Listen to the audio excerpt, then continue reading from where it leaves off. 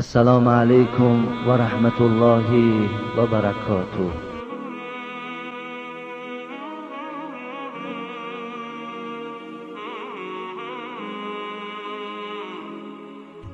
عباس فرزند عبدالمطلب میگوید بار نزد حبیب خدا رفتم، نزد این سرور کائنات رفتم، نزد این بهترین موجودات و مخلوقات رفتم و گفتم ای حبیب خدا، برای من یک دعای تعلیم کن تا که دعا کنم و این دعای من پسند پروردگار آید.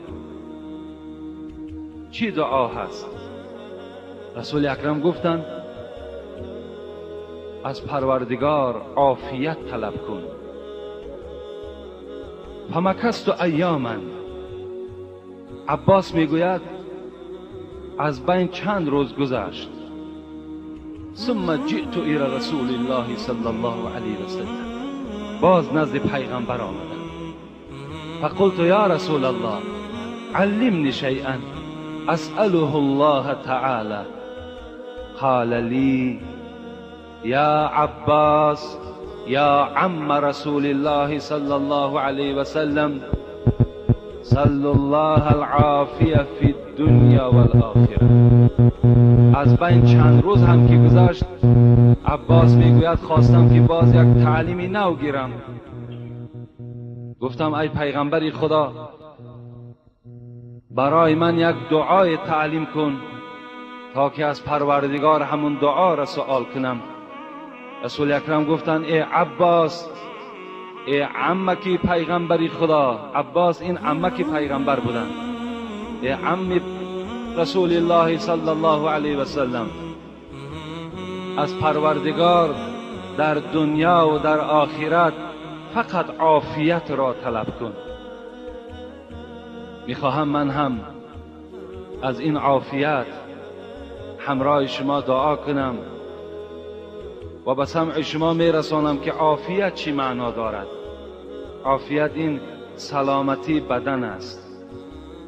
از هر گونه مریضهایی که در بدن ما پیدا می شود، پیشگیری و یا پیغمبر خدا به عافیت گفتند و خدا برای سلامتی بدنتان دعا کنید.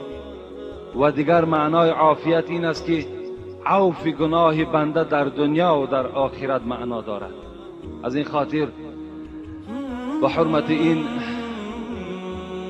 تعلیم پیغمبر خدا از برای عم خود عباس دستی به دعا می برداریم که خدای مهربان سلامتی این قوم و جمع ما را تا دم آخر خدایا نگه بداری و خدایا از هر گونه بیماری ها این جمعیت ما را خدایا محافظت بکنی. و خدایا این بندگانی که در خانه تو نشستند، انک عفو تحب العفو فاعف عنا. خدایا تو بخشیدن دوست می‌داری، مغفرت را دوست می‌داری. ما بندگان آلوده عصیان هستیم، آلوده گناه هستیم.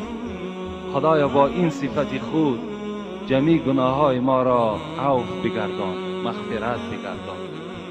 و خدایا بدنهای ما را به سوی گناه کردن جسور مگردان. و خدای مهربان به سوی گناه کردن در جسدهای ما را صابر بگردان تا که به گناه مبتلا نگردیم. و خدای مهربان اللهم انا نعوذ بك من البرص والجذام والجنون و سیء الاسقام.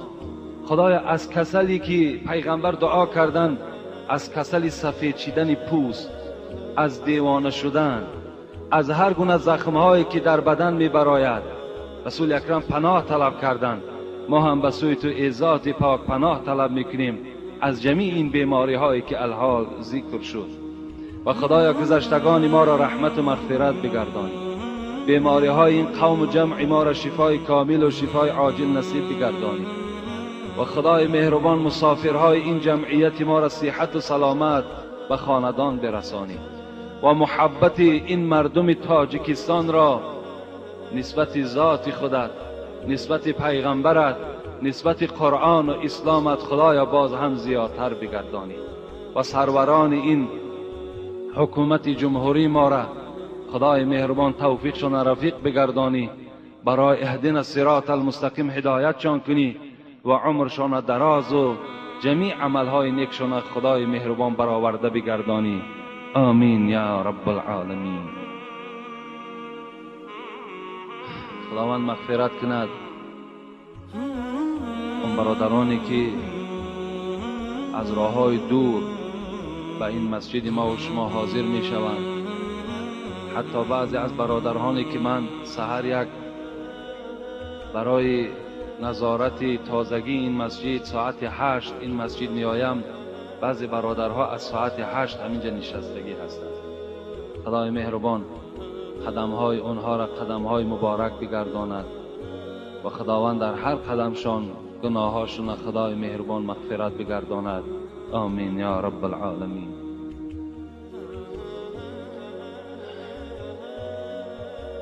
چگونه ای که به همه شما معلوم است، دو جمعه ما در باب فضیلت نماز صحبت کردیم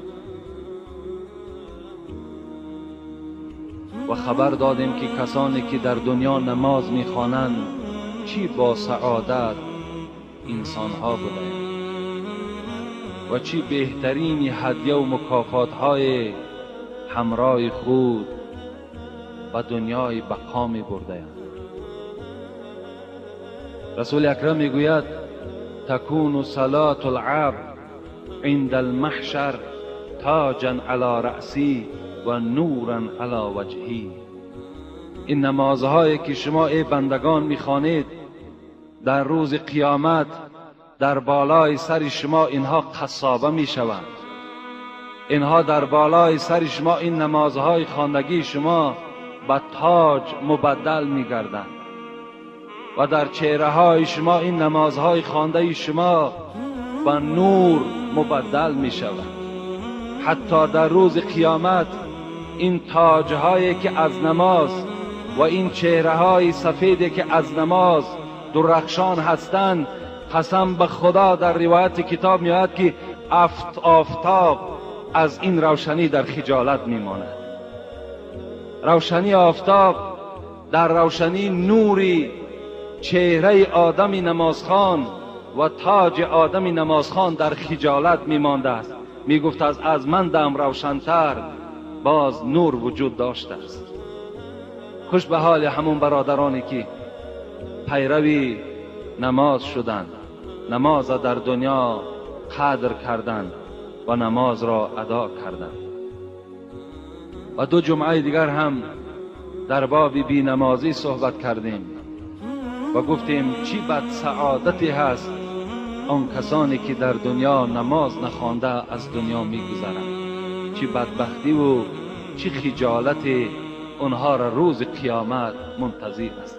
آدمی بی نماز کو در دنیا هم قدر ندارد، لیکن در آخرت دیده بی قدرترین مخلوق، بی قدرترین انسان در همون محشرگاه شخصیتی بوده است که در دنیا نماز نمیخوانده است.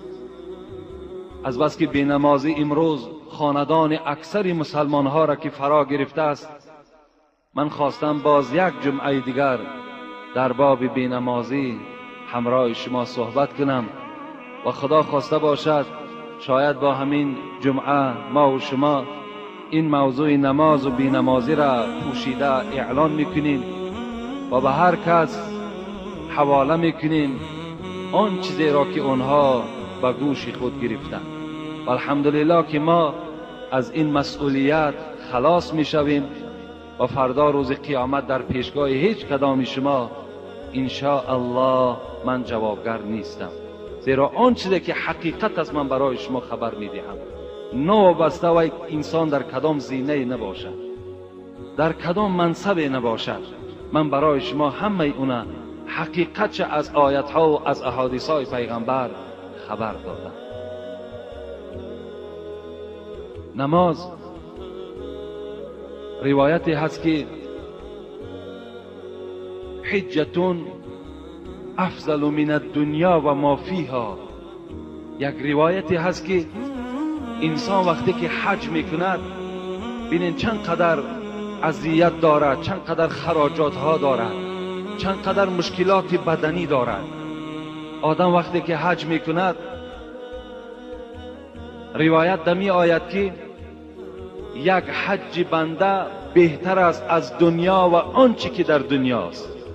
یک حج قدرش، قیمتش از دنیا و آن چیزی که در دنیاست از همه این دیده بالاتر است. لیکن در دوام این روایت و صلات فریضت خیر من الف حجت، یک نماز فرضی که شما میخوانید، یک نماز شما در یک روز شما 5 نماز دارید، یک نماز شما در نزد خداوند از روی ثواب بالاتر بوده است از 1000 حجی که در راه خدا کرده می شود. از 1000 حج یک نماز فریضه را ثوابش بالاتر بوده است. در یک روز اگر شما را خدا توفیق دهد نماز در وقت خودش 5 وقت با جماعت اگر ادا کنین، تصور کنین که 5000 حج خداوند در نامه اعمال شما می نویسد. 5000 حج، این آسان است. حضرت علی چی میگوید؟ ان الانسان اذا كان في الصلاه فان جسده وثيابه وكل شيء حوله يسبح. حضرت علی را سخنش وقتی آدمی نمازخوان در بالای جای نماز میبراید، حضرت گفتن جسد او، دست، پا، گوش، بینی، هر یک اعضای تو، ثيابه، لباسهای او، چه از جیلک باشد، چه از این شلوار باشد، چه از این کرته باشد، چه زیرپوش این کرته باشد، هر لباسی که در بدن شماست. و کل شیء حوله، چیزی که در اطراف شما باشد، در خانه شما، چه از قالین ها باشد، چه از پیاله و چاینک ها باشد، چه از پرده و تیریزه ها باشد، چیزی که در اطراف شما هست یسبیح، تسبیح همین آدم نمازخوان می کرده است. ببینید لباس شما، بدن شما، آن چیزی که شما را احاطه کرده است، اونا همه تسبیح گوی شما بدهند. وقتی شما را بالای جای نماز میبینند این اشیاها حتی که خرسند میشدند، میگفتند اللهم ارحمه، اللهم اغفر له. همان لباس ما میگفته است پروردگارا این بنده ای که بالای جای نماز برآمده است خدای مغفرتش کن. آن چیزی که در اطراف ما هست اونها میگفتند پروردگارا و این بنده خود رحم کن، زیرا که این بالای جای نماز میبراید و میگوید الله اکبر سبحان ربی الاعلا و ذات را یاد میکند. خوش به حال آن برادرانی که، خوش به حال آن خواهرانی که، خوش به حال آن مادرانی که نماز میخوانند.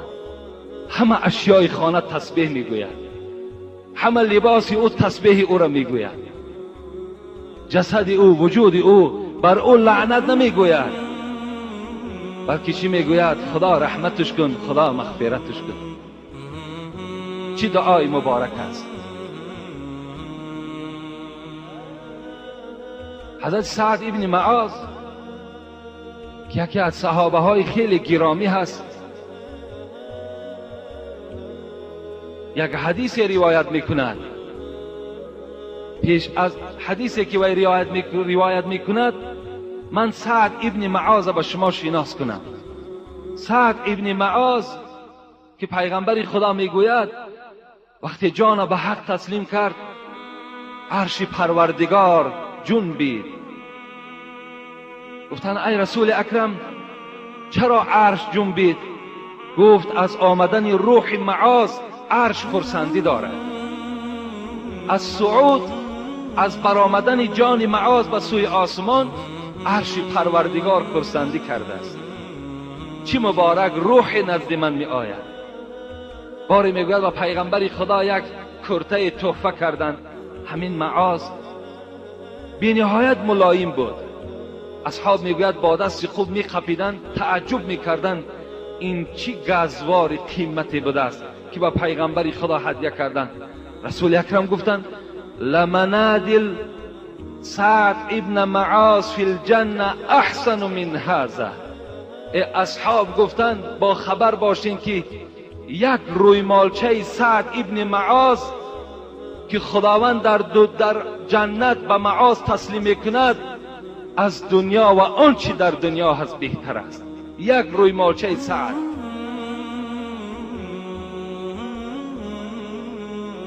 روایت میکند که بار پیغمبر خدا گفت الا اخبرک برأس الامر و عموده و ذروة صنمه. ای معاذ گفت پیغمبر آیا خبر دهم تو را بر اساس کار، مهم کار و پایه اساس کار و قوله بلندترین این اساس کار و تو خبر دهم؟ قلت بله یا رسول الله. گفتم بله ای حبیب خدا.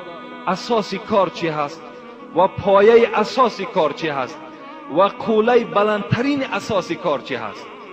رسول اکرم گفتند رأس الامر الاسلام و عموده الصلاة و ذروة صنمه الجهاد.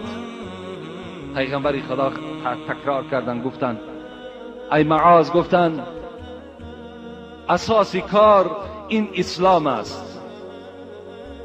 اسلام است. اسلامی که خداوند قادر و توانا برای تمام جهانیان گوشزد میکند این الدین عند الله الاسلام.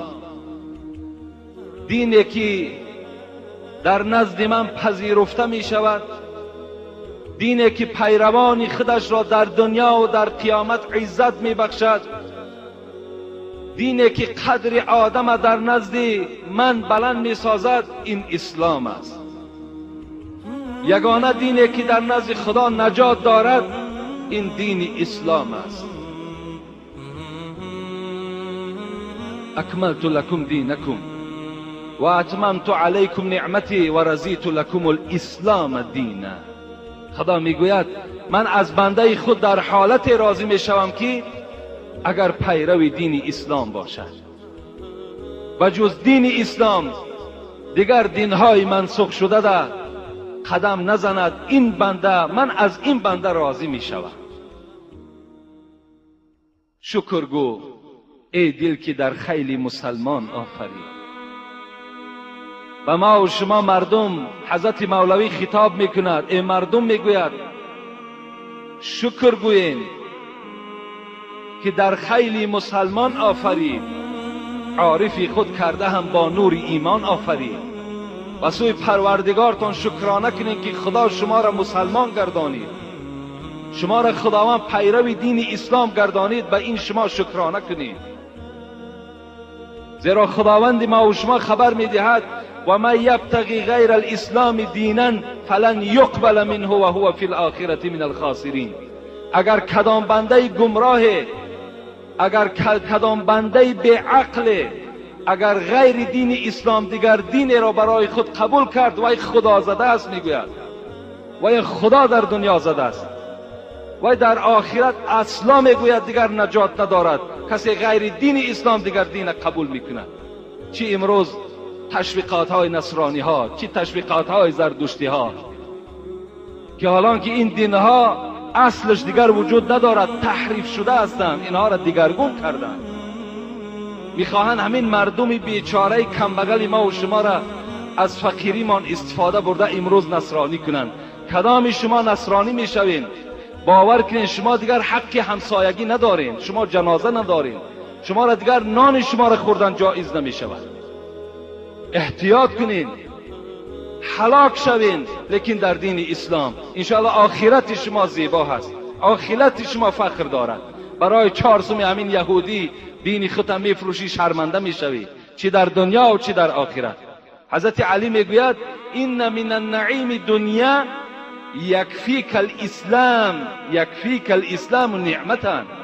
از تمام نعمتی که شما در دنیا داریم، پدرتان نعمت است، مادرتان نعمت است، فرزندهای جگرگوشه برای شما نعمت است، پول و مالتان نعمت است، ماشینهای سواریتان نعمت است، خورد و خوراکی که در خانه دارین نعمت است. از همه اینها دیده حضرت علی میگوید اسلام بهترین نعمت است. اسلام بهترین نعمت است. به این شما شکرانه کنید و از دینتان در هر جایی که باشین حمایت کنید. این دین به آسانی به دست ما نآمد. چه عذابها، چه مشقتها، چه جوانهای مثل ما و شما در راه خدا کشته شدند که امروز این دین حق به ما و شما آمده رسید.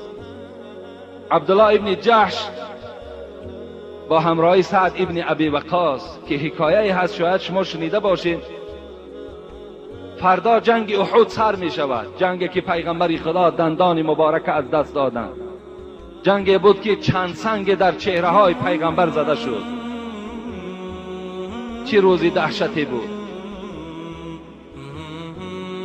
در همین جنگ پیش از یک روز حضرت عبدالله ابن جحش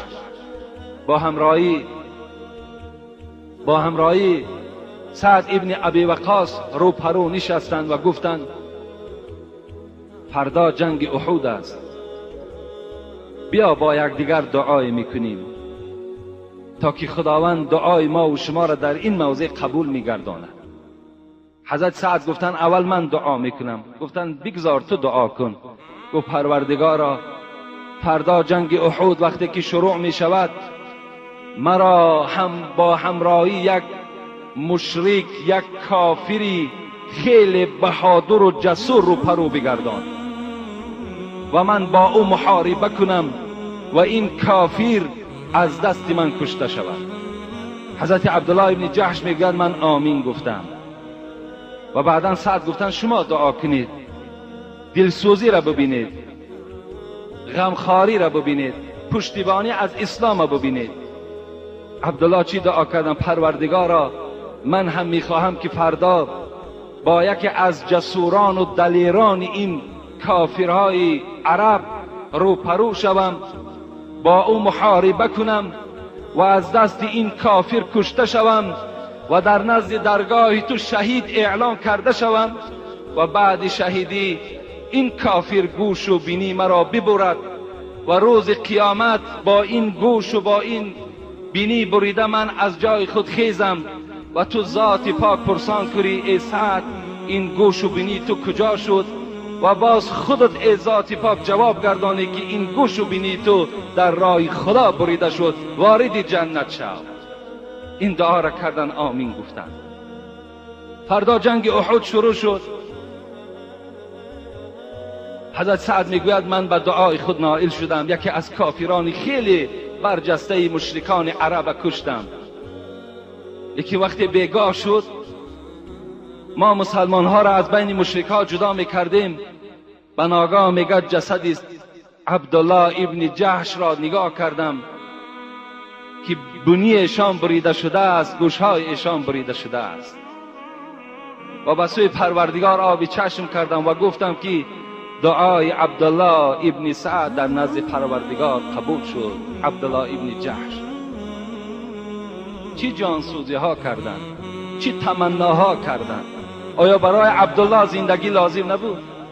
آیا عبدالله خانه و در و فرزند نداشت؟ داشت، لیکن پشتیبانی از اسلام میکردند. ما و شما باید در هر حلقه می نشینیم پشتیبانی از اسلام کنیم، پشتیبانی از پیغمبر کنیم، پشتیبانی از آیاتهای قرآن کنیم. نگذاریم که این بدبختای ما و شما اسلام ما و شما را سنگ زنند، اسلام ما و شما را تحقیر کنند. این گوشهایی که تحقیر اسلام میشنود، این گوشها سرب ریخته می شود اگر ما و شما طاقت کنیم و گوش کنیم. عمر ابن جموح خدا رحمتشان کند، موی سفید بودند، باز پایشان لنگ بودند.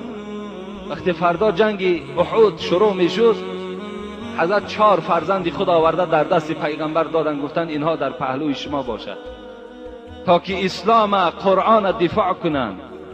وقتی خانه آمد خود طاقت نکرد، گفت من هم باید که در این محاربه باشم. کجا فرزندی من جنت رود و من در پهلوی کمپیر خود خواب کنم؟ از جای خود خیست و رفت. پیغمبر خدا گفت شما معذور هستین، ای جموح بگذار، اگر شما در خانه هم که باشین گناهگار نمیشین، زیر پای شما لنگ است. حضرت گفتند من نمیخواهم که فرزندهای من جنت روند و من در خانه باشم. دیگر از خانه برآمدن گفت اللهم لا تردنی الی اهلی، پروردگارا من به سوی تو دعا میکنم که رفتنم شود و آمدنم نشود. خدای مهربان مرا در همین میدان محاربه شهید کن تا که من وارد جنت شوم. وقتی حضرت میگوید در محاربه اشتراک کردن، بعد محاربه که کشته شدن با همراه فرزندهای خود، این مادری دلیر آمده فرزندهای خود همراه میگد این شوهر بالای اشتر بار کرد و خواست به سوی مدینه اشتر را بیارد، اشتر نمی آمد. هرچند که میکشید اشتر نمی آمد، در زمین خواب کرد. نزد پیغمبر خدا شکایت کرد، گفت آیا شوهری تو یگان دعای کرده بود؟ گفت بله دعا کرده بود که پروردگارا مرا رفتنم شود و بازگشتم نشود. گفت دعای او در نزد خدا قبول شده است، در همین میدان احد وی را دفن کن. این چگونه پشتیبانی های کردن؟ رسول اکرم گفتند اساسی کار این اسلام است و عمودی و پایه این اساسی کار این نماز است. پایه اساسی که اسلام از او بنا می شود این نماز است.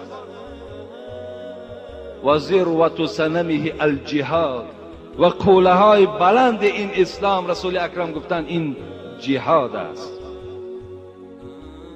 نمازم یکی از عبادت های خیلی مهمی بود است که رسول اکرم در اساس کار پایش نماز ذکر کرد. باید ما و شما از نماز هیچگاه باید که دور نباشیم، باید دائم با نماز باشیم تا که این اساس کار ما و شما در نزد پروردگار ما و شما ظاهر گردد. من 2 جمعه پیش برای شما قول امام ها را یادآوری کرده بودم که 4 امام، امام اعظم ابو حنیفه رحمت الله علیه، امام مالک، امام شافعی، امام احمد حنبل، هر 4 امام ها اتفاق بر این بودند که شخص بی نماز کافر است. و برای شما گفته بودم که این حضرت ها از آسمان نگفتند بلکه دلیل های داشتند. میخواهم برای شما کمی از دلیل های اونها را برای حکم تکفیر دادن آدم بی نماز بیان کنم. میرسیم به سوره توبه. اعوذ بالله من الشیطان الرجیم. فإن طاب اقاموا الصلاة و آتوا الزکاة فاخوانکم فی الدین. خداوند گفته بوده است کدام شخصی که اگر در دنیا نماز میخواند، اگر مالدار باشد، زکات میدهد، وی برادر دینی شما هست. این عکسش اگر گردانیم، شخصی که نماز نمیخواند، شخصی مالداری که زکات نمیدهد،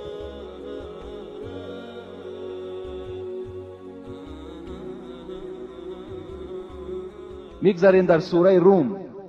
اعوذ بالله من الشیطان الرجیم و اقاموا الصلاة ولا تكونوا من المشرکین.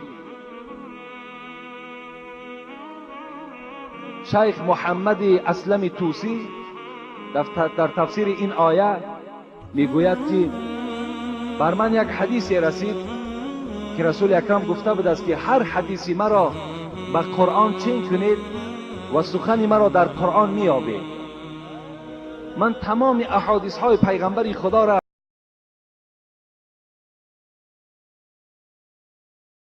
مرا 30 سال در تشویش افتادم. 30 سال یک حدیث را